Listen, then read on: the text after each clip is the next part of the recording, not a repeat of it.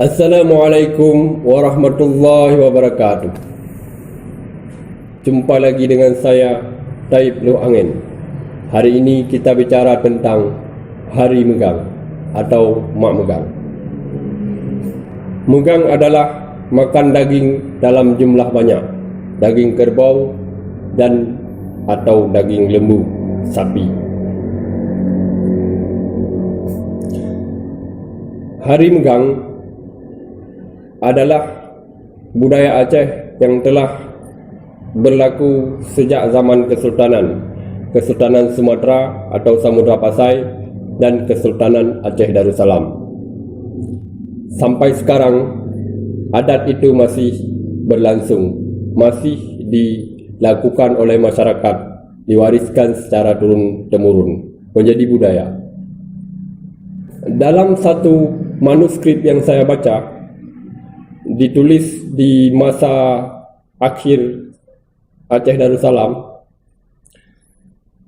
di sana disebutkan Sultan memberi daging megang kepada seluruh ulai balang sampai ke Gesi, disediakan tiap hari megang. Hari megang ada 3 kali di Aceh. Yang pertama, sehari sebelum puasa Ramadan. Kedua, sehari sebelum Hari Raya Idul Fitri. Ketiga, sehari sebelum Hari Raya Idul Adha. Hanya 3 hari megang.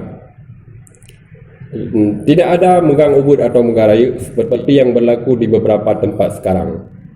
Selain memberi kepada para pejabatnya, Sultan juga memberi kepada masyarakat. Para Sultan, ulai balang dan para saudagar menyedekahkan daging megang kepada masyarakat. Sebahagian masyarakat membeli sendiri.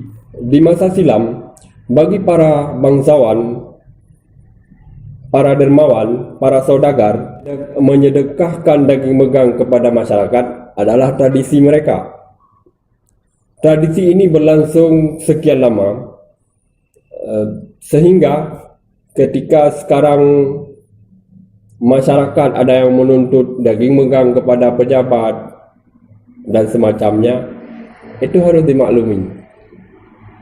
Pernah dilakukan dulu oleh para bangsawan di masa silam. Di masa sebelum tahun-tahun ini, untuk daging megang digunakan daging kerbau. Namun sekarang sebahagian besar menggunakan daging lembu.